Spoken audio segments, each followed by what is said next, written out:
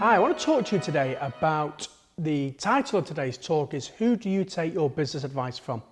And just a couple of quick stories to make this point. Very recently, I delivered an ethical sales and communication course in the northwest of England. And we had a dental technician who took part on this course. Now, he was taking part on the program to obviously build his business, to meet more dentists, and to have a higher caliber of dentists as a client. And he relayed this story. That particular week, he had a new inquiry in from a top-end dental practice in London who was inquiring about this dental technician services. And the dentist actually asked the technician for a price list. And that's exactly what the dental technician did. He sent him his price list.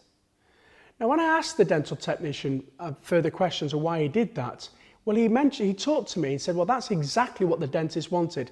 He wanted a price list. When I said that maybe he didn't want the price list and maybe he's contacting you because he's probably not happy with his existing supplier. Maybe he's got a problem or something that's happened, hence why he's picked the telephone up to you. So I asked the dental technician, I said, why don't you go and pick the telephone up and make an appointment to go and see the dentist? Well, he went back and said, well, I'm based in Birmingham and the dentist is based in London. You know, it would take me over 2 hours to get there and 2 hours to get back. It would be a whole day away from the desk. When I turned around to the dental technician and said, but look, if you can get this dentist as a client, and he told me the client's name and he had 2 more associates within the practice, potentially how much is this client worth per month? It could be between £3,000 and £5,000. Now, if you times that over a year, you're looking at a potential client who could potentially spend between £36,000 and £50,000. And that doesn't include any referrals or maybe top-end work that you might get as well.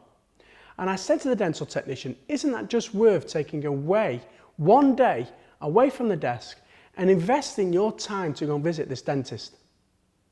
And on further questioning, the dental technician actually openly admitted the main reason why he hadn't gone down. And this was because he wasn't very good at sales and he thought he'd let himself down.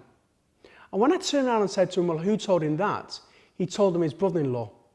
And when I asked the dental technician, what does your brother-in-law do for a living? He told me he's an engineer, a gas engineer. Now, I have absolutely no problems at all with gas engineers. I love gas engineers. Listen, if your boiler breaks down in the winter, you want a gas engineer to come round and fit the boiler. But I turned around to the dental technician and said this, look, you're a self-employed businessman. You've took a risk. You've started a business. You employ people. You've got premises. Surely, should you be taking your business advice from a gas engineer, but somebody from maybe who doesn't even own his own business? And what's the lesson of this story we can take away? Well, the lesson is this. Who do you take your business advice from? For an example, have you ever had a patient who screamed at the top of the voice when you've quoted a price to them, and they've turned around and said, how much am I paying for your car or your holiday? And all of a sudden, you're taking their negative thoughts into your heads. And every time you're about to quote a price to a patient, all of a sudden, this person sits on your shoulder here. And what do they say? They say, reduce your price, how much, how much?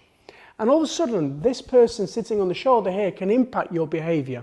And often that's sometimes why you might do 1 or 2 things, which is either reduce the price of your treatment or in some cases, tell the patient and say the receptionist will give you it.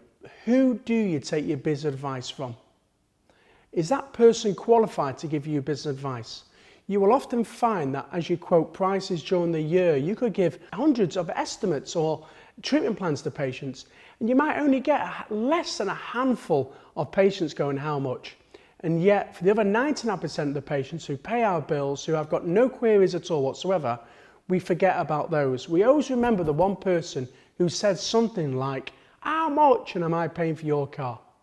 So my final tip for this video is this. Who do you take your business advice from?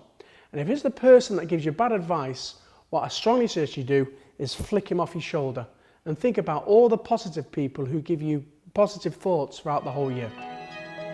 When I do this exercise on my programs or at conferences, I often find that the price from the car boot sale and the price from the upmarket store like Harrods or Nordstrom was quickly